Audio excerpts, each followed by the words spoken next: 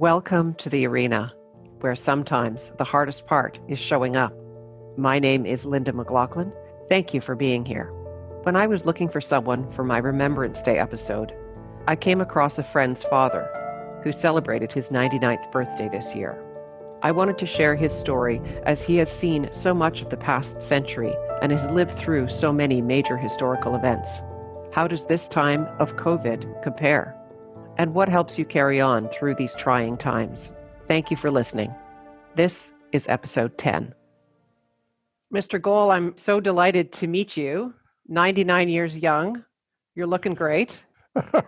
Well, everybody tells me how lucky I am to be, how well I am at this age. Yeah, you've seen a lot in your life.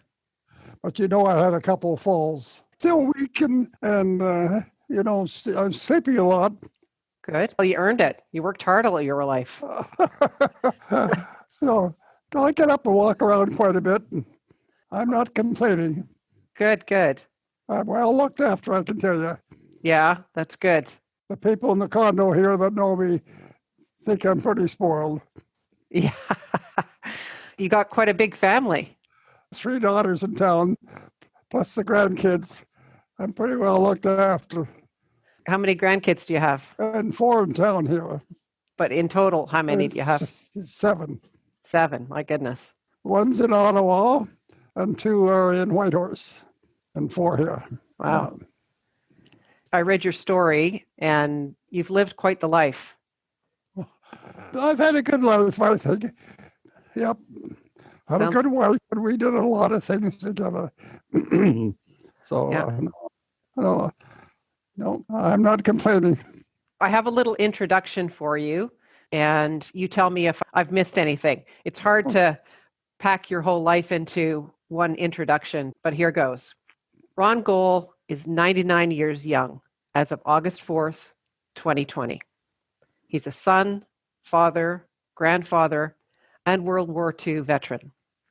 He wanted to join the Air Force to become a pilot, but because of his poor eyesight, he became a radar mechanic and later a radar operator. Following the war, he held various jobs, finally becoming a teacher and then vice principal and principal before he retired. Various work and training opportunities allowed him to visit or live in most provinces and territories in Canada. He's lived through many of the major historical events we can think of over the last century. And now, during the pandemic, he's had heart surgery, but still lives in his condo under the watchful eye of his children and grandchildren. I am delighted to speak to him today about his life and thoughts about what we're currently living through. Welcome, Mr. Gohl. I'm so pleased to meet you. It's nice to meet you too.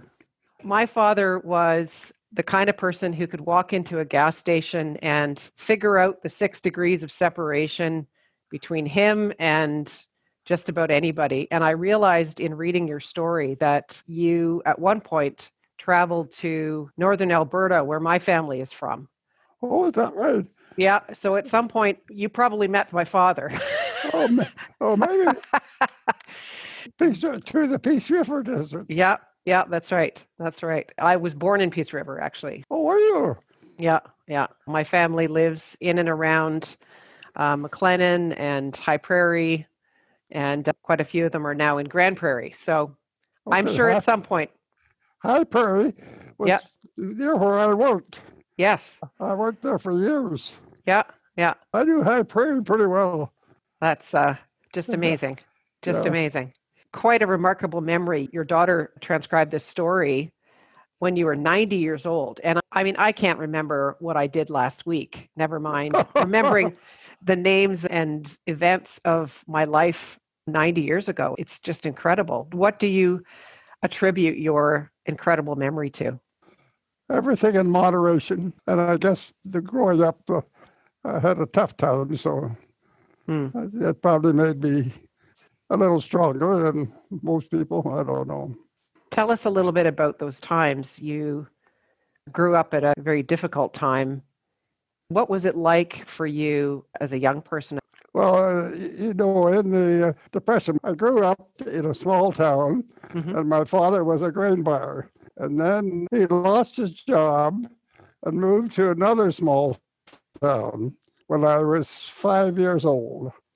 So I grew up mostly in this small town of Boissevain in southwestern Manitoba. And he didn't have work, so we had no money coming in. He was an American, so he had to become a Canadian citizen to get relief. And then after a while, in 1939, when the war broke out, I was working for a farmer, and then I went to Winnipeg and got a job in Winnipeg for a couple of years and then joined the Air Force. But I ended up being a repeater attendant, which there was a telephone line from the States to Alaska, and every 50 miles there was a booster station. I was the operator of the booster station. And you wanted to become a pilot, is that right, during the war? Well, everybody wanted to become a pilot. That was the plum job, was it? And the war was just going to be a few months long anyway, because we knew that we could beat Germany with no trouble at all. We were pretty confident. Yep. Yeah. Everybody knew that. Yeah. And you lost your brother at that time. Yep.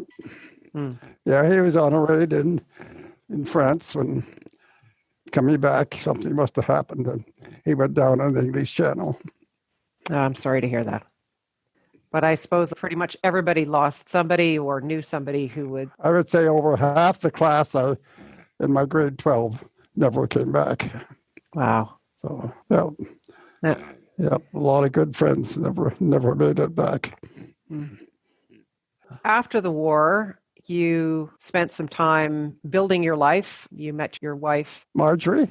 Okay. And built a life, had some beautiful children, and lived in various places, did many things. You became a teacher and a principal. What was a really pivotal moment in your life? Well, I'm not really sure. I think there was more than one. One of them was when I was walking down the streets in Toronto, and I ran into my sergeant, and he wanted to know how I was and what I was doing. And when I told him, he said I could do a lot better than that. So I think that was a pivotal point. And what did that lead to? That led, the radio stations that go, the transmission stations that run from Windsor up to Quebec. Okay. I went inspecting the physical parts of those stations, not the electrical part, but the physical part, like how it was standing and what the road was like. And Marge and I traveled quite a few places in Quebec and up in northern Manitoba too. So I've done a few jobs. Yes, you have. And you've lived many different places. You lived in most parts of Canada, or at least traveled there at some point. Yeah, I enjoyed every place I lived to. It sounds like you were what we would call resilient now, in that you learned how to make friends easily. You learned how to pick up and move and make the best of any situation. Most of the time, our friends were in the same position we were, They just got married and just bought a house and had a small family and we didn't have much money, and we were pretty well on the same. Yeah. So even when I started to teach at 2,600 a year, that was a lot of money in those days. I saw a letter where you bought a house for $13,900 in 1955. The first house I bought was in Scarborough, Ontario, and I think we paid $5,000 for that. Oh my goodness! I wonder what that house is worth now. About $400,000. Yeah, I would think so. It's in a nice area, I can tell you.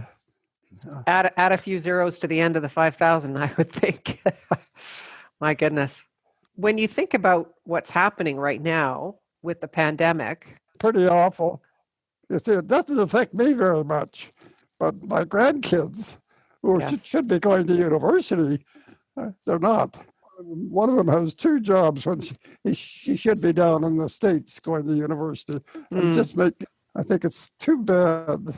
And How does it compare when you think about the major tragedies, the major world events that you've seen in your life? How does it compare to having gone through the war, for example? Well, this is far worse than that was. Hmm. The war was bad enough because there was a lot of things we didn't have. And gee, this is, so much worse. In what way do you think it's worse? Well, during the war, we could travel around, for example. So we can't, so that's one way. Mm-hmm. And we could get together with other people, Mm. and we can't do that now. So those are the two major things that are tough down that we didn't have in those days. I guess the ability to visit your neighbors and see family is pretty important when you're going through a major Yeah, catastrophe. yeah, yeah. So the reason I'm talking to you today is, and what I'm interested in sharing with people is how people live through major life events and show up courageously. How do they come through those major life events and come out the other side, hopefully having grown and learned from that experience? Is there anything that's happened in your life that taught you how to be resilient or that helped you gain some perspective? I think the best thing I learned was when I was working for somebody in the Air Force. They said, never volunteer. And that was really bad. I found out in civilian life, volunteer, the very opposite to what I learned in the Air Force. And when I learned to volunteer, things got better. And how did volunteering teach you that? Well, when I was a vice principal, I used to do more work than I was expected to do as a vice principal. Mm-hmm. And when I was a teacher, I was doing more things with the kids than I really had to do. I think I learned a good lesson that way. What did that give you? Well, more promotions that's why I became a principal, was because they knew that they appreciated what I did. And I knew that when I got to be a principal, I'd try to be a good principal. Mm. And I think a lot of people thought I was, but not everybody. Yes, I suppose everybody has their right to their opinion, eh? Yeah. Yeah. And what about helping those young people? What else did that give you? The nice thing about helping young people was the ones that were really bad and trying to do something with them. And to realize that some of them turned out really well. It was nice to see them grow up and become really well. It sounds like you helped turn their lives around a little bit. Yeah. Thank you so much for this. And I really appreciate you taking the time to speak to me and share your thoughts. Really appreciate Vicki, your daughter, taking care of putting this together. So it's been a real pleasure meeting you and having a conversation with you. Okay, nice knowing you too. All right, you take care. Thank you. Goodbye.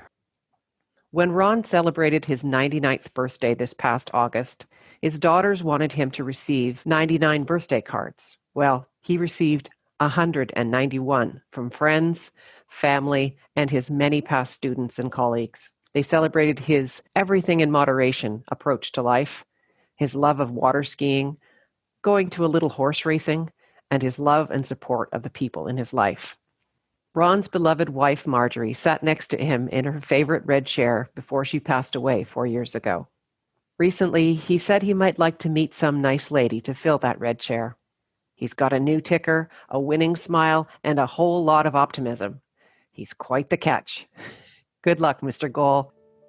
Thank you for listening.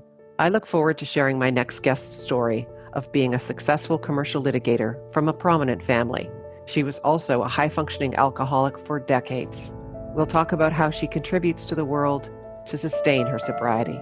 Until next time, my name is Linda McLaughlin in The Arena.